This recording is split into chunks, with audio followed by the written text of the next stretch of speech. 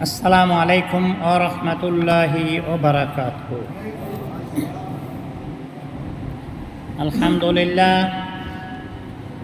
আলহামদুলিল্লাহ নাহমাদুহু ওয়া নাস্তাঈনুহু ওয়া নাস্তাগফিরুহু ওয়া নু'মিনু বিহি ওয়া নাতাওয়াক্কালু আলাইহি ওয়া নাউযু বিল্লাহি মিন শুরুরি আনফুসিনা ওয়া মিন সাইয়্যাতি আমালিনা। من يهده الله فلا مضل له ومن يضلله فلا هادي له ونشهد أن لا إله إلا الله وحده لا شريك له ونشهد أن سيدنا ونبينا ومولانا محمدا عبده ورسوله صلى الله تعالى عليه وعلى آله وصحبه وبارك وسلم تسليما كثيرا كثيرا.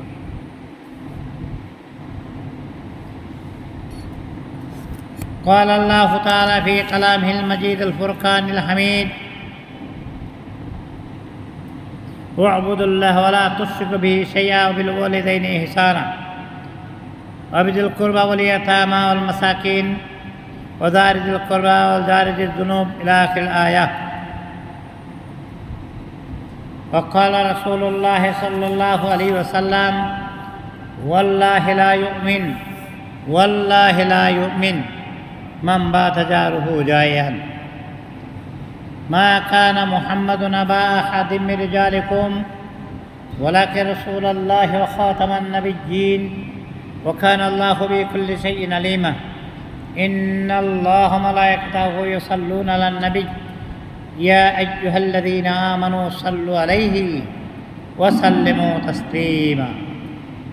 اللهم صل على سيدنا محمد نبي الأمي وآله وسلم تسليما.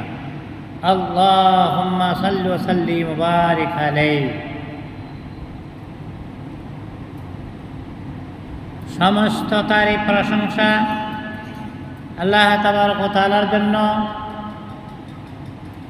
যে আল্লাহ জাল্লা জালালুহু আমাদেরকে সৃষ্টির সেরা আশরাফুল মাখলুকাত হিসাবে দুনিয়ার জমিনে প্রেরণ করেছেন। শুকর সেই মহান রব্বুল আলামিনের দরবারে, যিনি আমাদেরকে শ্রেষ্ঠ নবীর শ্রেষ্ঠ উম্মত হিসেবে ঘোষিত করেছেন। মুহতারাম হাজিরিন, মানুষ সামাজিক প্রাণী। মানুষ পৃথিবীতে একা আসেনি। আল্লাহ তাবারক ওয়া তাআলা মানুষকে জান্নাত থেকে সৃষ্টি করে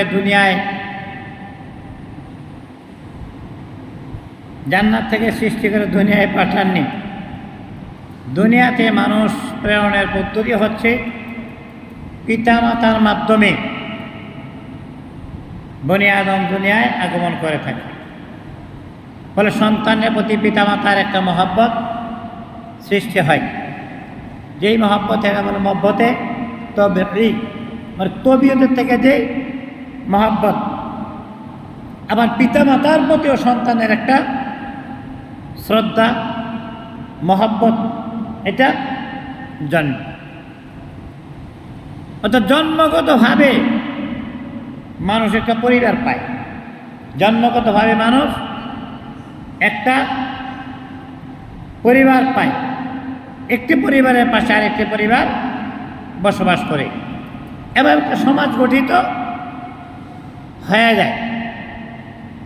তো মানুষ পরস্পরের প্রতি শ্রদ্ধাশীল হয়, একজন আরেকজনের অধিকারের প্রতি কী করে যত্নশীল হয়। পরস্পর হৃদ্যতা থাকলে সমাজে শান্তি প্রতিষ্ঠিত হয়। পরস্পরের মধ্যে যদি পরস্পর মহব্বতে তার সমাজে শান্তি প্রতিষ্ঠিত হয় এবং শান্তির সুবাতাস বয়ে যায়। আর আমরা জানি ইসলাম হলো শান্তির ধর্ম। ইসলাম শান্তির ধর্ম।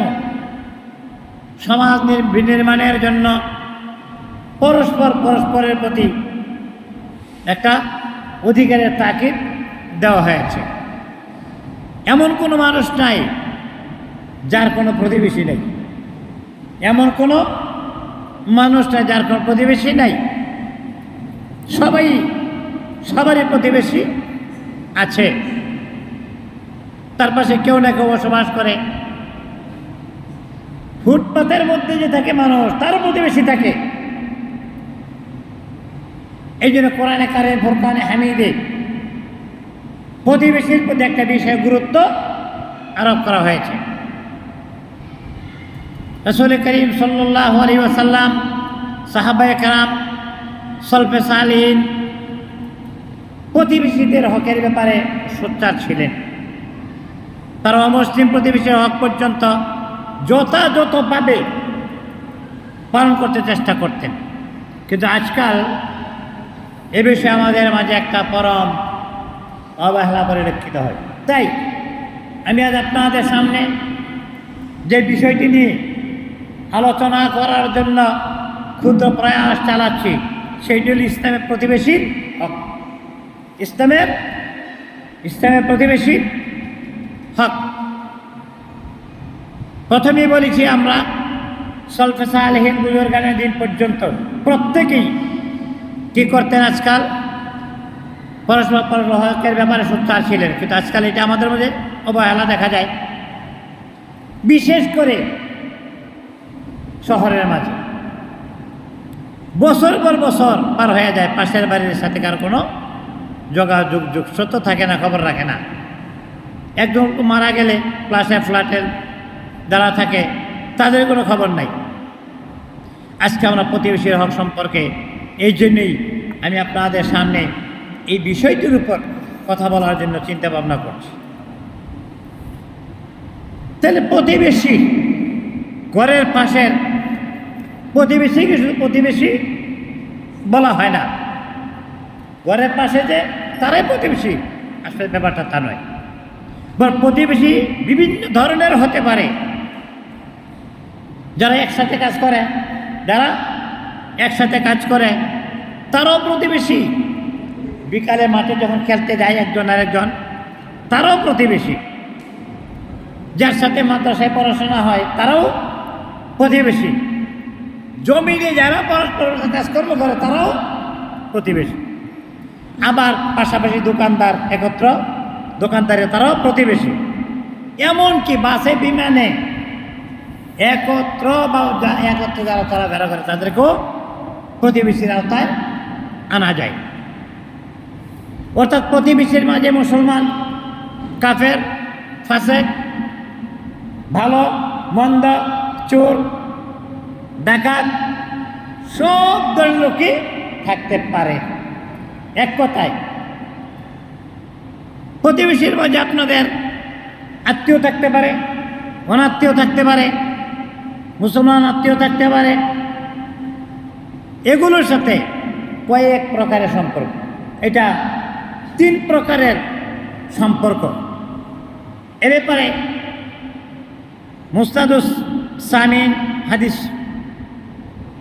2458 নম্বর 2458 নম্বর হাদিসে হযরত জাবের ইবনে আব্দুল্লাহ রাদিয়াল্লাহু তাআলা আনহু থেকে বর্ণনা আছে, রাসূল সাল্লাল্লাহু আলাইহি ওয়াসাল্লাম বলেন, প্রতিবেশী বলতে 3 শ্রেণীর হয়ে থাকে। যার এক দিক থেকে সে হকের দিকে সর্বকনিষ্ঠ, যার 2 দিক থেকে হয়ে থাকে, যার 3 দিক থেকে হতে পারে, তো প্রতিবেশী উত্তম। যার হকের দিক থেকে সে হলো আত্মীয়, বিধর্মী প্রতিবেশী। ব্যক্তির হক প্রতিবেশী হওয়ার কারণে ওদের কোরআনে কারিম ফুরকানে হামিদে সূরা নেসার 36 নম্বর আয়াতে আল্লাহ রাব্বুল আলামিন ইরশাদ করেছেন, ও আবুদুল্লাহ ওয়ালা তুশরিকু বিহি শাইআন ইলা আখির আয়াত। আয়াতের তর্জমা করতে গেলে দীর্ঘ সময় হয়ে যাবে। সংক্ষিপ্ত আকারে আমি এই কথাটা আপনাদের সামনে এভাবে অবতরণ করতে চাই। সূরা নেসার 34 নম্বর আয়াতে আল্লাহ রাব্বুল আলামিন ইরশাদ করেছেন, তোমরা আল্লাহ তাবারক ওয়া তাআলা ইবাদত করো। তো ইবাদত করতে হবে কার? আল্লাহ। ইবাদত করো কার? আল্লাহ। এবং তার সাথে কাউকে শরীক করা যাবে না। ওয়ালা তুশরিকু বিহি শাইআন, আল্লাহ তাবারক ওয়া তাআলার সঙ্গে কাউকে শরীক করা যাবে না। শিরিক করা জঘন্যতম অপরাধ, জঘন্যতম। আল্লাহ তাবারক ওয়া তাআলা বলেছেন, সমস্ত গুনাহ আল্লাহ তাবারক ওয়া তাআলা মাফ করে দেবেন। কিন্তু ইন্নাল্লাহা মাইয়ুশরিক বিল্লাহি ফাকাদ হারামাল্লাহু আলাইহিল জান্নাহ, যে ব্যক্তি শিরকি গুনাহ করে অর্থাৎ আল্লাহর সঙ্গে কাউকে শরীক করে, আল্লাহ এই গুনাহ মাফ করবেন। ইন্নাল্লাহা লা ইয়াগফিরু আন ইউশরাকা বিহি ওয়া ইয়াগফিরু মা দুনা যালিকা লিমান ইয়াশা। অন্যত্র আসছে সমস্ত গুনাহ আল্লাহ রাব্বুল আলামিন মাফ করে দেবেন, কিন্তু শিরকি গুনাহ আল্লাহ মাফ করবে না। তারপরে বলছে, এই জন্য বলছে তোমরা আল্লাহর প্রতি, আল্লাহর সাথে কাউকে শিরক করো না, পিতামাতার প্রতি ইহসান করো। নেই, আল্লাহর হকের সাথে সাথে পিতামাতা নিয়ে আসা হয়েছে। আল্লাহর হকের পিতামাতা। গত পরশুদিন আমার সঙ্গে কোনো একটি কথা হচ্ছিল, আমার মনটা খারাপ লাগছে। আমি আপনার কি আব্বা আম্মা আছে? আপনার আব্বা আম্মা এই ব্যাপারে কিছু বলেনি? আল্লাহ তাআলা কোরআন কারিমে ফুরকানে হামিদে বলেছেন যে ওয়াকাযা রাব্বুকা আল্লা তা'বুদু ইল্লা ইয়্যাহু ওয়া বিল ওয়ালিদাইনি ইহসানা। আল্লাহ তাবারক ওয়া তাআলা হচ্ছে কত, এরপরে হলো মাতা পিতা। যাই হোক, এরপরে হচ্ছে মাতা পিতার প্রতি ইহসান, এরপরে ওয়া বিল ওয়ালিদাইনি ইহসানা, এরপরে ওয়াবিল কুরবা ওয়াল ইয়াতামা ওয়াল মাসাকিন। এরপরে বলছে যে আত্মীয় স্বজন, এতিম, অভাবগ্রস্ত, নিকট প্রতিবেশী, দূর প্রতিবেশী, সাথী, সঙ্গী, মুসাফির, তোমাদের দাস দাসীদের সঙ্গে তোমার ভালো ব্যবহার করো। নিশ্চয়ই আল্লাহ অহংকার এবং দাম্ভিকতাকে পছন্দ করেন না। সূরা নিসার 36 নম্বর আয়াতে এমনটি প্রকাশ করে। তাহলে এই আয়াতের দ্বারা বোঝা যায় প্রতিবেশী দুই প্রকার প্রতিবেশীর কথা এখানে বলা হয়েছে। রাসূল সাল্লাল্লাহু আলাইহি ওয়াসাল্লাম ইরশাদ করেছেন, ওয়াদারিদিল কুরবা, মানে ওই সব প্রতিবেশীকে বোঝায় যারা প্রতিবেশী এবং আত্মীয়। একদিকে প্রতিবেশী, আরেকদিকে হলো আত্মীয় প্রতিবেশী। প্রতিবেশী হক আছে, আত্মীয় হওয়ার কারণে তার হক আবার ডাবল হয়ে গেছে। এরপরে অজাইরুল জুনুব, মানে ওই সব প্রতিবেশীকে বোঝায় যারা আত্মীয় নয়। অন্য মতামত আছে, যাই হোক সবাই প্রতিবেশী, কেউ কাছের কেউ দূরের, কেউ আত্মীয় কেউ অনাত্মীয়, কেউ মুসলিম কেউ অমুসলিম। তাইলে প্রতিবেশী হিসাবে কার হকটা আমাদের কাছে অত্যন্ত বেশি গুরুত্বপূর্ণ। এই প্রতিবেশীর হকের ব্যাপারে হাদিসে প্রমাণ করেছে যে সবগুলো উল্লেখ করলে তো বিরাট হয়ে যাবে, কলেবর আলোচনা বেশি হয়ে যাবে। তাইলে প্রতিবেশীদের ব্যাপারে হযরত আব্দুল্লাহ ইবনে মাসউদ রাদিয়াল্লাহু তাআলা আনহু সাহাবারা রাসূলের খেদমত করতেন, সাথে থাকতেন, সুখে দুঃখে সাথে সঙ্গে হয়েছেন। আব্দুল্লাহ ইবনে মাসউদ রাদিয়াল্লাহু তাআলা আনহু এমন একজন সাহাবী, যিনি আল্লাহর হাবিবের গাট্টি, বোঝা, তাকিয়া, এটা মানে সামান নিয়ে আল্লাহর হাবিবের সাথে চলতেন। এই আব্দুল্লাহ ইবনে মাসউদ। তো তোনার থেকে বড় না, তিনি বলেন আব্দুল্লাহ ইবনে মাসউদ রাদিয়াল্লাহু তাআলা আনহু, তিনি বলেন যে রাসূল সাল্লাল্লাহু আলাইহি ওয়াসাল্লাম ইরশাদ করেছেন যে জিবরিল আলাইহিস সালাম আমাকে প্রতিবেশীর হকের ব্যাপারে এত বেশি তাকিদ করেছেন যে আমার মনে হয় যে প্রতিবেশীকে মিরাজের অংশ, অর্থাৎ মিরাজের অংশীদার বানাই দিবে। কি ছেলে মেয়ে মা বাবার অংশ পায় না, কিন্তু মনে হয় হয়তো জিবরিল আলাইহিস সালাম এরকমভাবে বলতেছেন, মনে হয় যে মিরাজের অংশীদার বানাই দিবি। মাসনাদে আহমদের 5577 নম্বর হাদিসে এমনটি বলা হয়েছে। অন্যত্র আসছে এই হাদিসটা বর্ণনা সাহাবা আবু হুরায়রা রাদিয়াল্লাহু তাআলা হযরতে আবু হুরায়রা রাদিয়াল্লাহু তাআলা আনহু, তিনি বলেন আন আবি হুরায়রা রাদিয়াল্লাহু তাআলা আনহু আন নবী সাল্লাল্লাহু আলাইহি ওয়াসাল্লাম قال মান কানা ইউমিনু বিল্লাহি ওয়াল ইয়াউমিল আখির ফালইউকরিম খায়রান ইলা আখির হাদিস ফালইউকরিম যায়ফা। আবু হুরায়রা রাদিয়াল্লাহু তাআলা আনহু বলেন, রাসূল সাল্লাল্লাহু আলাইহি ওয়াসাল্লাম বলেছেন, যে ব্যক্তি আল্লাহ এবং আখিরাতের উপর ঈমান আনে, কি আমরা মুসলমানরা আল্লাহর উপর, এরপরে রাসূলের উপর, আখিরাতের উপর ঈমান আনছি, ওয়া বিল ইয়াউমিল আখিরি ওয়াল কদরি খাইরিহি ওয়া শাররিহি মিনাল্লাহি তাআলা ওয়াল বাহি বাদাল মাউত। তো আমরা তো আখিরাতের উপর ঈমান রাখি, তাইলে আল্লাহ রাসূল বলতেছে যে ব্যক্তি আখিরাতের প্রতি এবং ঈমান রাখে সে যেন ভালো কথা বলে, নচেত চুপ থাকে। বাত কাহো তো সচ কাহো, আর না চুপ রাখো, কথা বলো তো সত্য কথা বলো, না চুপ থাকো। যে ব্যক্তি আল্লাহ রাসূলের প্রতি ঈমান রাখে সে যেন প্রতিবেশীকে কষ্ট না দেয়, সে যেন প্রতিবেশীকে কষ্ট না দেয়। যে ব্যক্তি আল্লাহ আখিরাতের উপর ঈমান রাখে সে যেন তার শেষে কইছে ফাল ইউকরিম যাইতাহু, যে ব্যক্তি আখিরাতের প্রতি ঈমান রাখে তার সে যেন প্রতিবেশীকে কষ্ট না দেব, যারা মেহমানদেরকে যেন কষ্ট না দেয়। ফাল ইউকরিম যাইতাহু, সম্মান করে সে যেন মেহমানদের কদরগিরি করে। এই হাদিসে সরাসরি বুখারী শরীফ থেকে ৬৪৭৫ নম্বর হাদিস ছিল, ৬৪৭৫ নম্বর হাদিস প্রতিবেশীকে কষ্ট দেওয়ার ব্যাপারে। দেখেন, এটা মুমিনের শান, সেজন্য কষ্ট না দেয়। প্রতিবেশীকে কষ্ট দেয়া কোনো মুমিনের কাজ হতে পারে না, তার শান হতে পারে না। ইমানের চাহিদা হচ্ছে প্রতিবেশীর হক আদায় করা। ইমানে কি চায়? প্রতিবেশীর হক আদায় করা, তারা যাতে শান্তিতে বসবাস করতে পারে, তোমার কারণে যেন প্রতিবেশী কষ্ট না পায়, খেয়াল রাখতে হবে। আবু দাউদ শরীফের ৫১৫৩ নম্বর হাদিসে আসছে, ৫১৫৩ নম্বর হাদিসে আসছে। এই হাদিসের বর্ণনাকারী সাহাবী ও হযরতে আবু হুরায়রা রাদিয়াল্লাহু তাআলা আনহু, তিনি বলেন, একবার এক ব্যক্তি রাসূল সাল্লাল্লাহু আলাইহি ওয়াসাল্লামের নিকটে এসে তার প্রতিবেশীদের বিরুদ্ধে একটা অভিযোগ করলো। প্রতিবেশীর বিরুদ্ধে অভিযোগ করলো। আল্লাহর হাবিব বলে, যাও উসবিরু, ধৈর্য ধরো। আমি অনেক সময় বলি কথাটা, ধৈর্য জিনিসটা তিতা, ফল তার মিষ্টি। ধৈর্য জিনিসটা তিতা, ফল তার মিষ্টি। আল্লাহর হাবিব বলে, ধৈর্য ধরো। অথবা সেই 2 বার 3 বার অভিযোগ করে চললো, ও তো আপনি তো ধৈর্য ধরতে কোন, ধৈর্য তো আর কুলায় না, ধৈর্য কুলায় না, কি করব? তুমি গিয়ে তোমার জিনিসপত্র রাস্তায় ফেলে রাখো,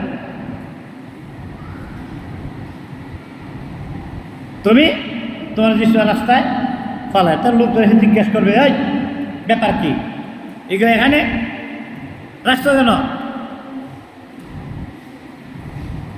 তারপর তার প্রতিবেশীর কাছে খবর নিতে থাকলো।